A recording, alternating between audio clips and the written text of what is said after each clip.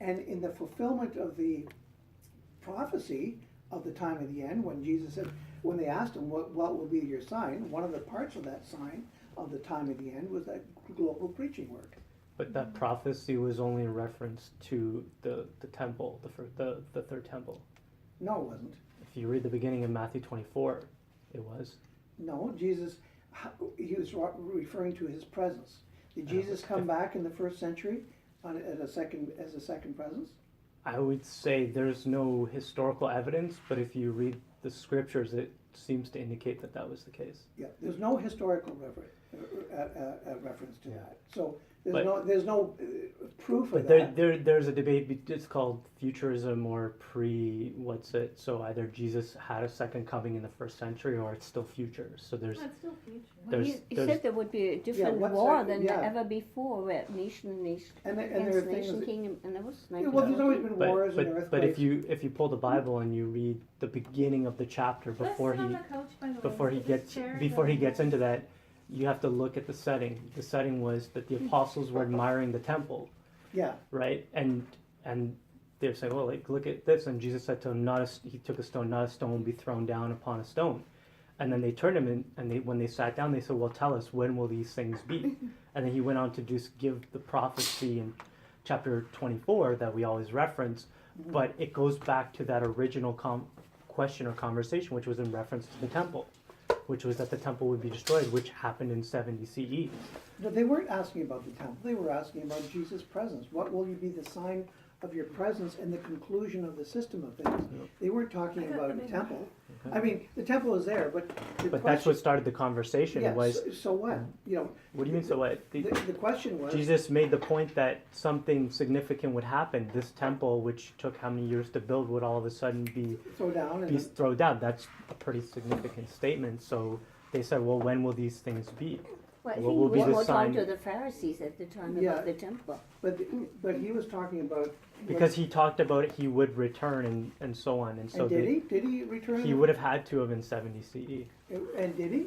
Like, how do you know? Is there any indication that he did? But then you have to... Does any religion even believe that? Does anybody believe that?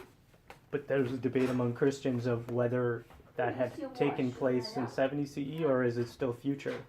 It's well, I wouldn't be dogmatic about it, but at the same time you have to evaluate the scriptures just based on what it says, which is, just taking it at face value, either saying it was fulfilled in reference to the age that Jesus spoke about, or you're assuming it's a double prophecy.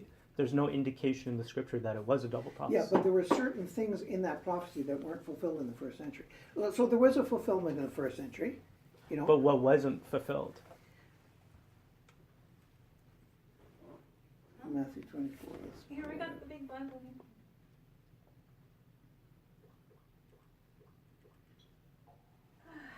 Sit on the comfy couch.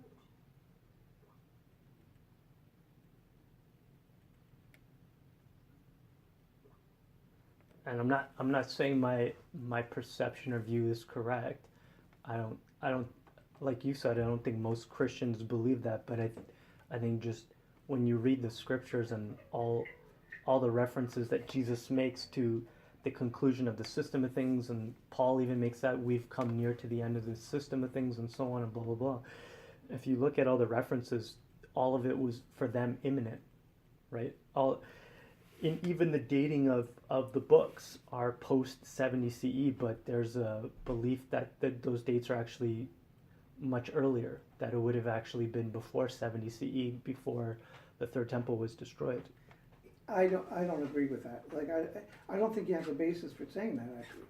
But when you see nice like even in 7, nation will rise against nation and kingdom against kingdom. There's always been wars, but that Greek word there, nation, refers to whole ethnic groups, like whole parts of the world at war with each other. And that's why most religions view it that way, because ethnos is the word translated nation. It's not just like Jews against Romans. So It's then whole you- huge you areas. would have to try to pin down Oh, yeah, they're not paying. what period of time that would have happened if it wasn't in the first century. Yeah, World War I and World War II would be that. But that's 2,000 years post Christ. What about all the wars in between that? What about the War of 1812? Or what about when British was conquering the entire world, where they said, you know, the sun never set on the British Empire, and you know, Rome dispersed into 10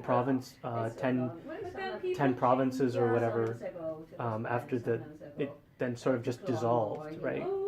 But it's a composite sign. What's So the all these reference? things, so all these things would have to happen at one time, and ideally, our understanding is that it coincides with the prophecy in Daniel. So it's whether you So you're accept getting to 1914, 1914, yeah, and which is a not whole other everybody- issue. Yeah, it's another created a issue. whole other issue.